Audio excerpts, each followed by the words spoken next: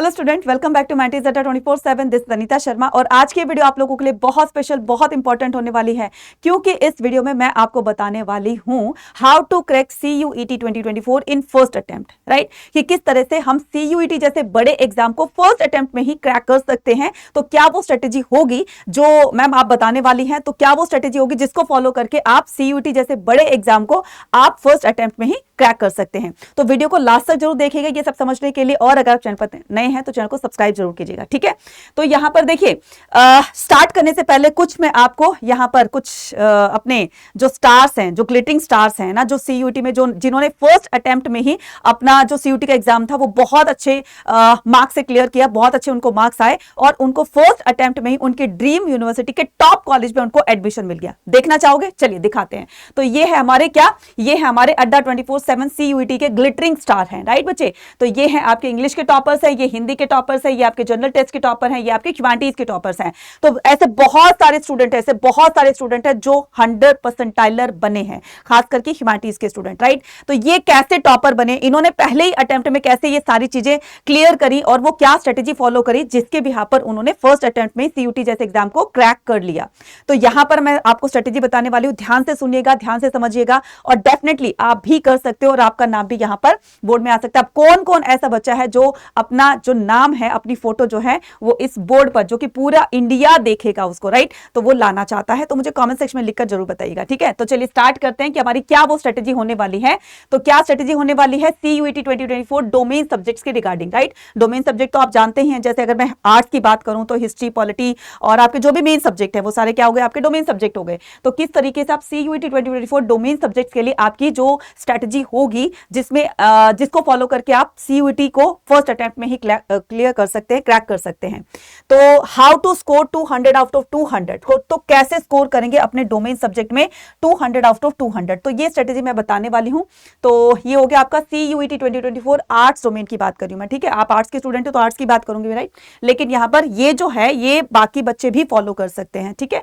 चलिए तो क्या करते हैं कि हमारा जो एक टारगेट होगा वो होगा 200 आउट ऑफ 200 स्कोर करने का। लेकिन मैडम इसको कैसे हम करेंगे 200 आउट ऑफ 200 स्कोर करने के लिए? तो सबसे पहले हम जानते हैं बच्चे, देखो किसी भी एग्जाम को देने से पहले हमें उसके क्वेश्चन पेपर का पैटर्न पता होना चाहिए, है ना, जिसके बिहाफ पर हम अपनी प्रिपरेशन जो है उसी बेस पर कर सके, ताकि जो चीज आने वाली है, जो चीज नहीं आने वाली है, तो ये तो सिलेबस में पता चलेगा, लेकिन उसका क्वेश्चन पेपर में किस तरह की स्ट्रेटेजी, मतलब किस तरह का पैटर्न बताया जाता है और किस तरह के पैटर्न को फॉलो करके हम अपनी प्रिपरेशन को कर सकते हैं, ठीक है। तो सबसे पहले मैं आपको बताने वाली हूँ क्वेश्चन पेपर का पैटर्न। तो ये है क्वेश्चन पेपर का पैटर्न जो आपके क्या आते हैं डोमेन सब्जेक्ट का, जो डोमेन सब्जेक्ट के जो क्वेश्चन पेपर आते हैं उसमें आपका इस तरह से क्वेश्चन पेपर का पैटर्न दिया होगा। तो ये आपको जो है 50 क्वेश्चन दिए जाएंगे जिसमें से आपको 40 अटेम्प्ट करने होते हैं। अब बहुत सारे बच्चे यहाँ पर कंफ्यूज होते हैं कि और बहुत ज्यादा कॉन्फिडेंट होते हैं क्योंकि उनकी प्रिपरेशन उस लेवल की हो चुकी होती है कि मैडम अगर हमने 50 आउट ऑफ 50 कर दिए, यानी कि 50 में से 50 ही क्वेश्चंस पूरे अटेम्प्ट कर दिए, तो हमारे मार्क्स तो बहुत अच्छे मिल जाएंगे। यानी कि जो क्वेश्चन गलत भी होगा तो नेक्स्ट करके उसको ठीक कर देंगे। ये गलती मत करना, आप कर सकते हो लेकिन आपको बेस्ट जो पहले के जो आपके 40 क्वेश्चन होंगे उन्हीं की चेकिंग होगी और उन्हीं से ही क्या किया जाएगा, उन्हीं के बेस पर ही आपको मार्क्स दिए जाएंगे। तो पहले 40, इसमें चाहे आपके गलतियां हो, इसमें नहीं हो, इसमें आपके करेक्ट जो आंसर होंगे वो भी और जो रॉन्ग आंसर होंगे वो भी, तो पहले 40 जो है वही अटेम्प्ट किए जाएंगे और उसी के बेस पर आपकी चेकिंग होगी और मार्क्स दिए जाएंगे। अब आता है हर क्वेश्चन कैरी करता है कितना, हर क्वेश्चन कैरी करता है आपका 5 मार्क्स, और जो अगर सही आपने आंसर दिया तो 5 मार्क्स ले लोगे। अगर आपने गलती से भी गलत टिक कर दिया या गलत उसको सर्कल फिल कर दिया, है ना, तो ये क्या हो जाएगा आपका 1, जो -1 है वो नेगेटिव मार्किंग भी है तो -1 हो जाएगा। कहने का मतलब एक गलत क्वेश्चन आपको 6 मार्क्स पीछे कर सकता है, इसलिए ध्यान से क्वेश्चन को पढ़िएगा और तब जाकर उसको टिक कीजिएगा, है ना। अब क्या करते हैं, टोटल हमारा जो होता है वो 200 मार्क्स का होता है और इसमें जो टाइम लिमिट दी होती है वो 45 मिनट दी होती है, यानी कि हमें 40 क्वेश्चन जो है वो 45 मिनट्स में करना होगा। तो यानी कि अब आपके पास दो यहाँ पर बातें हैं, क्या, स्पीड और एक्यूरेसी, यानी कि हमें स्पीड भी अपनी देखनी है ताकि हम ऑन टाइम जो है वो अपना एग्जाम सबमिट कर सके, और यहाँ पर एक्यूरेसी भी देखनी है ताकि हमारे जो 6 मार्क्स जो डिडक्ट होने वाले हैं उससे हम बच जाए, है ना। तो आपको किस पर फोकस करना है ज्यादातर, स्पीड और एक्यूरेसी पर। यही दो चीजें हैं जो आपको आपकी सफलता तक लेकर जाएंगे, है ना। अब यहाँ क्वेश्चन आता है बहुत सारे बच्चों का कि मैडम इस बार तो हाइब्रिड मोड पर होने वाला है ना, इस बार तो हाइब्रिड मोड पर होने वाला है। तो बिल्कुल मैंने कब कहा कि हाइब्रिड मोड पर नहीं होगा, कहने का मतलब ये कि ऑनलाइन और ऑफलाइन दोनों उस पे होने वाले हैं, ठीक है, ऑनलाइन ऑफ और ऑनलाइन, ठीक है, ऑनलाइन और ऑफलाइन। तो ऑनलाइन और ऑफलाइन किन बच्चों का होगा कि जिसके ज्यादा रजिस्ट्रेशन आएंगे तो उन बच्चों का ऑफलाइन करा दिया जाएगा, और जिनके कम रजिस्ट्रेशन आएंगे तो उसमें ऑनलाइन उनका जो एग्जाम है वो कंडक्ट कराया जाएगा। अब हमें नहीं पता कि आपका एग्जाम जो है वो ऑफलाइन होने वाला है या ऑनलाइन होने वाला है, इसलिए हम क्या करेंगे, इन दोनों को ही लेकर चलेंगे। तो हम अपनी प्रिपरेशन जो है दोनों तरीके से करने वाले हैं, ऑफलाइन भी और ऑनलाइन भी, राइट। तो इसके लिए आपको क्या करना होगा, तो पहले क्वेश्चन पेपर की स्ट्रेटेजी समझ लिया आपने पूरी तरीके से कि किस तरह का पैटर्न आने वाला है और किस तरह से आपको अपनी प्रिपरेशन जो है वो स्टार्ट करनी है। अब बारी आती है किसकी, अब बारी आती है कि हमारा मिशन क्या है, हमारा टारगेट क्या है। हमारा टारगेट है 200 आउट ऑफ 200 स्कोर करने का। लेकिन उसके लिए मैम सबसे पहले हमें क्या करना होगा, सबसे पहले आपको सीयूईटी का सिलेबस, आपको क्या करना होगा, सीयूईटी का सिलेबस पता होना चाहिए।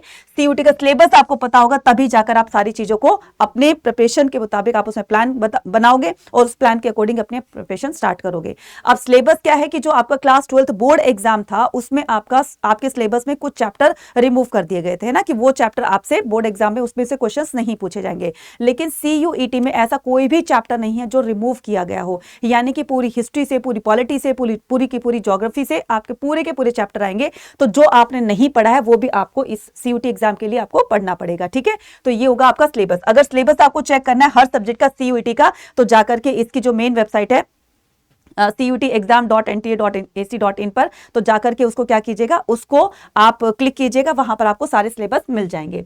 अब बारी आती है किसकी, पहले सिलेबस जानने के बाद फिर क्या करेंगे, हम उसका उसी के अकॉर्डिंग उसका स्टडी प्लान बनाएंगे, और स्टडी प्लान बनाने के बाद क्या करेंगे, हम उसकी प्रैक्टिस करेंगे। यही 3 तो स्टेप होते हैं ना किसी भी एग्जाम को क्रैक करने के लिए। एक तो क्वेश्चन पेपर का पैटर्न हमने पता कर लिया कि ये क्वेश्चन पेपर का पैटर्न था, उसके बाद हमें सिलेबस पता करना है, मतलब सिलेबस पता होना चाहिए कि ये सिलेबस आ रहा है, उसी के अकॉर्डिंग अपना प्लान बनाएंगे, स्टडी प्लान बनाएंगे और उसी के अकॉर्डिंग अपनी प्रैक्टिस करेंगे। अब ये 3 चीजें जो हैं वो आपको धीरे धीरे आपको आपकी सक्सेस की तरफ लेकर जाएंगी। और लास्ट में क्या आ जाएगा, आपके लास्ट में आएगा मस्ट डू दीज पॉइंट, यानी कि कुछ पॉइंट्स ऐसे होते हैं जिन पर आपको फोकस करना होता है एग्जाम में जाने से पहले, है ना, तो वो भी हम करने वाले हैं। यानी कि किसी भी एग्जाम में ये जो 4 पॉइंट है आपको बताए गए हैं, ये बहुत बहुत ज्यादा, इसी के बेस पर आप अपनी प्रिपरेशन को स्टार्ट करोगे।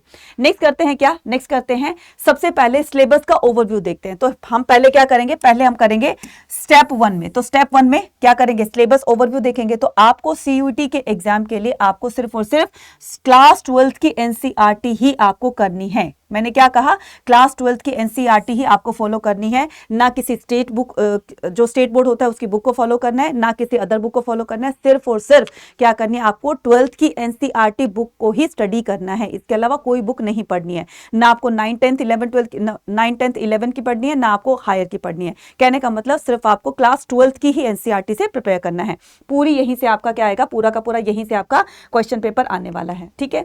नेक्स्ट करते हैं क्या, नेक्स्ट करते हैं कि input for full score in history domain. तो मैं यहां पर हिस्ट्री हो या फिर मैं यहां पर हिस्ट्री के अलावा अगर मैं और भी बात करूं किसकी, अगर मैं हिस्ट्री के अलावा पॉलिटिकल साइंस की बात करूं, राइट, पोल साइंस की बात करूं, या फिर मैं जियो की बात करूं, या फिर मैं इकोनॉमिक्स की बात करूं, या फिर मैं आपके जो भी अदर सब्जेक्ट है, राइट, तो जो आपके डोमेन्स है तो मैं उनकी बात करूं, तो कहने का मतलब ये जो पूरी की पूरी स्ट्रेटेजी मैं बता रही हूं, ये हर कोई इसको फॉलो कर सकता है, चाहे वो किसी भी सब्जेक्ट है, किसी भी स्ट्रीम से जो है वो बिलोंग करता हो। नेक्स्ट करते हैं कि क्या हमारा होगा 200 आउट ऑफ 200 स्कोर करने के लिए हमारी स्ट्रेटेजी क्या होने वाली है। तो ये आपकी सीक्रेट स्ट्रेटेजी ये है कि आपकी सबसे पहले 200 में से 200 लाने के लिए आपको कंसेप्ट बिल्डिंग करनी होगी, यानी कि आपके बुक के हर चैप्टर के हर टॉपिक का कंसेप्ट आपको क्लियर करना होगा।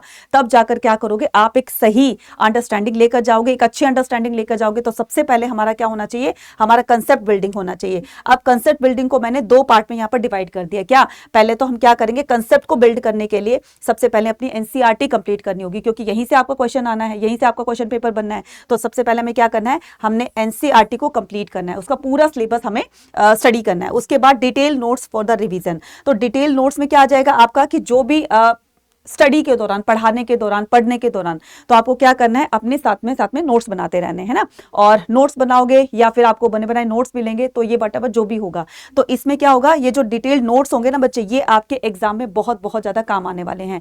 क्योंकि जब एग्जाम जैसे जैसे पास आता रहेगा तो हम पूरी बुक नहीं पढ़ सकते हैं। तो जब स्टडी के दौरान जब हम अपने नोट्स बनाएंगे तो इससे हम लास्ट मोमेंट पर बहुत अच्छी रिवीजन करके जा सकते हैं। क्लियर, क्विक रिवीजन लेकर जा सकते हैं, राइट। उसके बाद क्या हो जाएगा हमारे पास, उसके बाद ये हो गया कंसेप्ट बिल्डिंग। कंसेप्ट बिल्डिंग के आपके एनसीईआरटी कंप्लीट और फिर आपकी detail notes for the revision. अब हम क्या करेंगे, प्रैक्टिस करेंगे। मैडम प्रैक्टिस किस तरह की होगी, प्रैक्टिस होगी हमारी एमसीक्यू बेस्ड पर, है ना। तो एमसीक्यूज ही आपके यहाँ पूछे जाते हैं, सीयूटी एग्जाम में पूछे जाते हैं ना। तो आपके कोई सब्जेक्टिव क्वेश्चंस नहीं पूछे जाएगा, इस चीज का ध्यान रखना।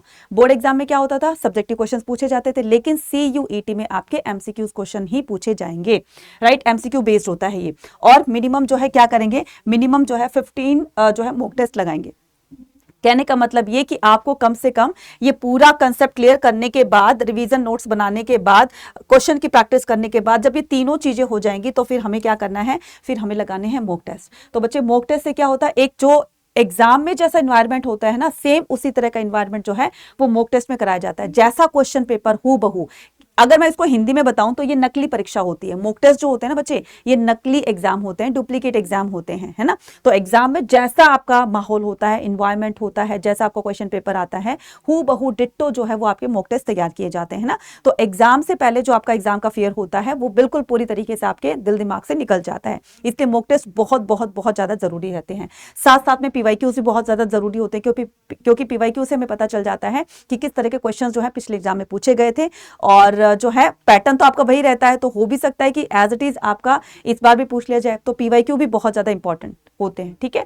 अब हम क्या करते हैं, अब हम करते हैं स्टेप 3 पर आते हैं, practice types of the questions, right. तो किस तरह के क्वेश्चन की प्रैक्टिस हम लोग करने वाले हैं स्टेप नंबर 3 में, concept based MCQ source from the NCERT. अब ये कंसेप्ट बेस्ड एमसीक्यू सोर्स, अब ये जो एमसीक्यूज होंगे, अब आपके बोर्ड एग्जाम में क्या होता था, जो सोर्स बेस्ड क्वेश्चन दिए जाते थे वो आपके सब्जेक्टिव मैनर में पूछे जाते हैं ना। लेकिन अगर आपके सीयूईटी में सोर्स बेस्ड क्वेश्चन आते हैं और बहुत ज्यादा आते हैं ना, तो उनको क्या करना है, सबसे पहले उनको अच्छे से स्टडी करना है। स्टडी करने के बाद क्या करोगे, स्टडी करने के बाद उनके जो क्वेश्चन होंगे आपको सब्जेक्टिव उसमें टाइप में नहीं देने हैं।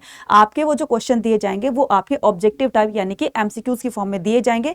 5 क्वेश्चन, और हर जो क्वेश्चन कैरी करेगा वो 1 मार्क होगा। यानी कि सोर्स बेस्ड क्वेश्चन जो होंगे वो उसमें 5 एमसीक्यूज दिए जाएंगे, राइट। 5 एमसीक्यूज दिए जाएंगे, तो जाकर के आपको 5 के 5 मार्क्स मिल सकते हैं अगर आपने एक बार अच्छे से उसको स्टडी कर लिया। अब रही बात स्टडी करने की, मैडम जो है स्टडी किसी किसी बच्चे की बहुत ज्यादा पुअर होती है, पुअर इन द सेंस कि बहुत टाइम लगता है ना, और ये टाइम टेकन तो होता ही है, नो डाउट ये टाइम टेकन होता है। लेकिन अगर आप अभी से अपनी हैबिट डाल लोगे रीडिंग करने की, तो आपको सीयूटी के एग्जाम में इस तरह के सोर्स बेस्ड क्वेश्चन में, क्योंकि पढ़ने में टाइम लगता है तो वो टाइम आपका नहीं लगेगा, वो टाइम आपका सेव होगा। इसलिए आपको अभी से प्रैक्टिस कर लेनी है, डेली कुछ ना कुछ रीडिंग करते रहने की, और कुछ ना कुछ आपको रीड करते रहना है, जिसके बिहाफ पर आपकी रीडिंग हैबिट्स और स्पीड जो है वो दोनों बढ़ जाएंगे, है ना, ताकि आपको ये प्रॉब्लम सीयूटी में ना फेस करनी पड़े। नेक्स्ट आता है हमारे पास केस बेस्ड स्टडीज एमसीक्यूज। तो ये सोर्स बेस्ड हो गए, केस बेस्ड हो गए, ये सारे आपके एमसीक्यूज फॉर्म में पूछे जाएंगे। एंड रिजल्ट बेस्ड क्वेश्चन, यानी कि पूरा का पूरा जब हम सिलेबस कर लेंगे, है ना, तो ये होता है कि हमें अपने आप को एनालिसिस करने के लिए हम डेली जो प्रैक्टिस करते हैं, फिर हम क्या फाइनल उसको टच देंगे, राइट। फाइनल टच देने का मतलब होता है कि हम ये देखेंगे मॉक टेस्ट से या पीवाईक्यू से, सैंपल पेपर से, ये देखेंगे कि हमने कितना हमने अंडरस्टैंड किया और अभी कितना करने की अभी जरूरत है। तो ये क्या होता है बच्चे, ये होता है and result based MCQs, right.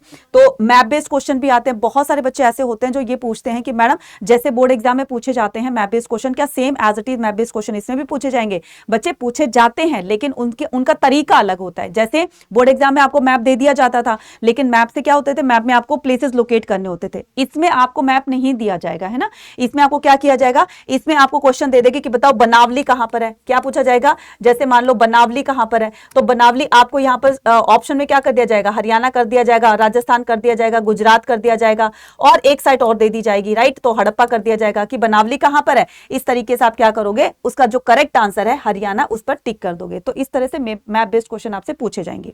Clear है? तो ये पूरा का पूरा समझ में आ गया कि हम कैसे प्रैक्टिस करने वाले हैं। तो मैप बेस्ड की भी प्रैक्टिस करनी होगी, एंड रिजल्ट बेस्ड क्वेश्चन पूरी बुक को जब हम पूरा सिलेबस कंप्लीट कर लिया होगा, तो उसके बिहाफ पर हम यहाँ पर टेस्ट बार बार प्रैक्टिस करेंगे। तो ये क्या होगा, ये सारा का सारा एंड रिजल्ट बेस्ड एमसीक्यूज के बेस पर हम अपनी प्रिपरेशन करेंगे। केस बेस्ड स्टडी होगी, फिर आपकी कंसेप्ट बेस्ड होगी।